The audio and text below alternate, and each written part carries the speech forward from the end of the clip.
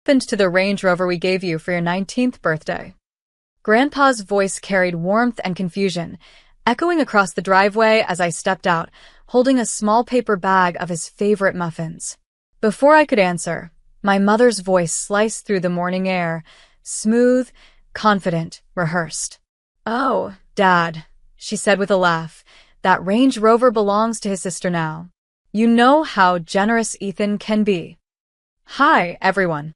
My name is Ethan Cole. I'm 22 years old, and that was the morning I realized my family could smile while stealing from me. Grandpa's expression faltered, the way a storm pauses before the first crack of thunder. He didn't speak, not yet. He just studied my face. And in that silence, I think he saw everything I wasn't saying. The truth was simple. I hadn't given my car to my sister. My mother had reassigned it for family balance. Her words. Apparently, my sister needed it more because she'd just started her new social media business, a venture funded entirely by my college savings. So there I stood, the eldest son, with calloused hands from part-time jobs, arriving in a taxi to visit the man who'd once said, "I'm building this future for you." Grandpa didn't argue. He just smiled faintly, eyes distant, and said, "Come inside, buddy. Let's talk." And that's when I knew something in him had shifted. Inside, Grandpa's study smelled like cedar, leather, and the faint trace of old cigars, the kind of scent that carried history. He motioned for me to sit, his cane resting beside the desk like a silent witness. "So," he said quietly, "your sister drives the Range Rover now?" I hesitated, but lying to Grandpa had never been an option. "Yeah, Mom said it was better that way. She handles the brand's PR and the car fits her image." He nodded slowly, his jaw tightening. "And what do you drive, buddy?" I laughed, though it sounded hollow. "Whatever the Uber app sends." His gaze softened with something I couldn't name, disappointment, maybe grief. Then he said something strange. "You know, Ethan, I once built this family business from a truck that barely started. I didn't do it for image. I did it so none of my children or their children would have to beg for what's already theirs." That hit harder than I expected. I'd never seen Grandpa emotional, but there was a quiet storm brewing behind his calm. Downstairs, I heard Mom's voice echoing, cheerful, fake, giving my sister a tour of Grandpa's new guest suite. "Make yourself at home, honey. Dad won't mind if you use his study for your shoots." Grandpa's eyes flickered toward the door.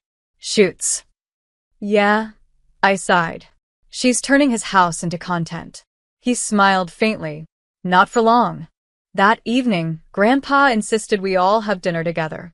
It felt formal, like a board meeting disguised as a family meal. The long oak table gleamed under chandelier light, and the air was thick with something heavier than tension, pretense. Mom kept up her cheerful tone. "Dad, you should have seen how amazing Lily's doing online. Her brand's going viral. The car really helps with that luxury image." Grandpa simply stirred his soup. "Luxury," he repeated. "Funny word. You know what I called luxury at your age, son?" he asked me, though his eyes were on her. "A working engine and a full tank." Mom laughed nervously. "Oh, Dad, times have changed." "Yes," he said, "but values shouldn't." Lily smiled sweetly, completely unaware of the storm she was sitting beside. "I'll take you for a drive tomorrow, Grandpa. The car handles beautifully. I even put my logo on it." His spoon froze midair. "You put your logo on a gift from me to your brother?" The silence that followed could have shattered glass. My father shifted uncomfortably. Mom tried to recover. "It's just vinyl. Easily removable." Grandpa leaned back in his chair, studying them all. "Some things," he said softly, "aren't meant to be removed. They reveal who we've become." He looked at me and gave the smallest nod, the kind that promised something was coming. Something deliberate. The next morning, Grandpa's driver arrived at my apartment before sunrise. "Mr. Cole wants you at the estate," he said, handing me a sealed envelope with my name on it. Inside was a single note, written in Grandpa's sharp handwriting. "Buddy, bring nothing but the truth. Love, G." When I arrived, the house was quiet. Only the low hum of ocean waves from the nearby cliff filled the air. Grandpa was in his office, papers spread across the desk, property deeds, trust documents, the works. He looked up with a tired smile. Sit down, Ethan. I'm rewriting something today. Before I could ask, footsteps echoed behind me. Mom. She barged in like she owned the place. Dad. What's this nonsense about lawyers coming by? You promised you'd rest. He didn't even glance at her. Rest is for men who regret their work. I'm fixing mine. She laughed nervously. Oh, come on, Dad. Over a car? No, he said calmly. Over a pattern. She froze. He folded a letter carefully, sealed it, and placed it in an envelope marked to be opened upon my passing.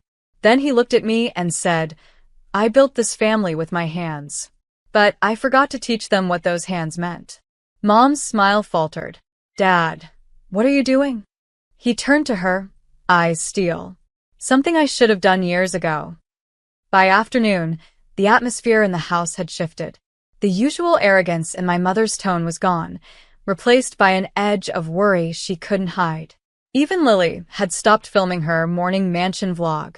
At 3 p.m., Grandpa's longtime lawyer, Mr. Harlan, arrived with a briefcase and quiet authority. He greeted Grandpa warmly, then nodded at me. Ethan, good to see you. I assume you understand why you're here. I didn't, not yet. But Mom clearly did. She stood near the window, arms crossed, watching like someone waiting for a storm she couldn't control.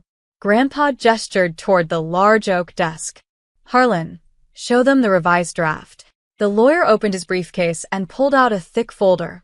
Updated property allocations, new trust clauses, and a signature page with Grandpa's unmistakable initials. Mom's voice cracked. Dad, what are you doing? Making sure ownership returns to the hands that respect it, he said evenly. Lily frowned. Wait, what does that mean? Harlan adjusted his glasses.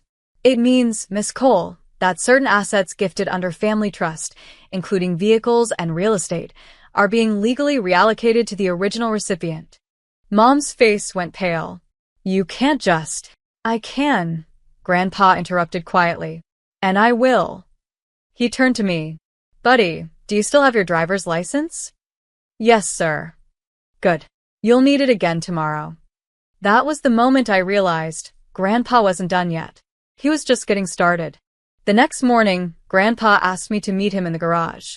When I got there, the air smelled like oil, salt, and something older, nostalgia. And there it was.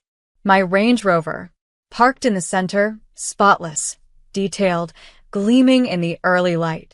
The vinyl logo my sister had slapped on the hood was gone. In its place, a silver nameplate read, For Buddy. Earned, not given. Grandpa stood beside it, leaning on his cane. I had it towed here last night, he said. Didn't feel right sitting in her driveway. I was speechless. She came storming over when she saw the tow truck, he continued with a faint grin. Tried to block the gate. But the registration already reverted to your name at dawn. Legal transfer, signed, sealed, done. I ran my fingers along the hood. Grandpa, I don't know what to say. Say nothing, he said softly. Just drive me to breakfast. When we pulled out onto the coastal road, the sea glimmered beside us. Grandpa's window was down, his hand resting outside, catching the wind. You know, he murmured, it's not the car that matters. It's the lesson that comes with it. I glanced at him. And what lesson is that? He smiled faintly. You can't teach gratitude to people who think love is a transaction. 2 nights later, Grandpa invited everyone to dinner again.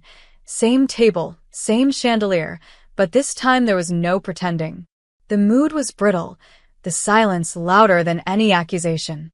Lily sat quietly scrolling her phone. Mom kept adjusting her napkin, waiting for a chance to speak. Grandpa didn't say a word until the main course was served. Then he laid a document on the table, the official copy of his updated will. I'm old, he began. Old enough to know when my lessons haven't landed. So I'm leaving one more. Mom's voice was sharp with fear. Dad, please, this isn't necessary. We're family. He looked right at her. Family isn't ownership, Emily. It's responsibility. And you've mistaken one for the other. He turned to Lily. You wanted image. You got it. But remember, image fades faster than character. Then to me. And you, buddy, you never asked for more. That's why you'll know what to do with it. Mom's fork clattered. You're giving him control? Over what? The estate, Grandpa said calmly. And every asset under my name when I'm gone. You had your chance to prove fairness. You failed. Lily's face drained of color. Grandpa rose slowly, leaning on his cane. Dinner's over. The inheritance lesson begins now. I looked across the table. The same people who once smirked when I arrived by taxi now stared at me in silence. But this time I didn't feel small. A week later, Grandpa passed peacefully in his sleep. The morning sun hit his window just right, calm, golden, unhurried, the way he lived his last days. The funeral was quiet. No cameras, no speeches about family unity. Just the truth, written in ink, sealed in the documents his lawyer handed us afterward. When the will was read, my mother's face stiffened, her hands trembling as each page turned. Grandpa hadn't left me everything. He'd left me purpose. The house, vehicles, and business shares were placed into a new foundation, the Cole Trust for Integrity and Education, with me as director. Mom and Lily would receive a fixed allowance, contingent upon maintaining honesty and contribution to the community. His words, not mine. I didn't gloat. I just listened, feeling the weight of what he'd done. It wasn't revenge, it was correction. After the meeting, I visited the coastal road one last time, parking the Range Rover by the cliff where he used to stand. The ocean was loud that day, but somehow peaceful. I whispered, You didn't punish them, Grandpa. You taught them. The wind answered softly, brushing through the open window. That night, as I drove home, I realized something he'd tried to show me all along. True inheritance isn't what's left for you. It's what's built in you. And as the lights of the city appeared ahead, I smiled, finally proud to carry his name.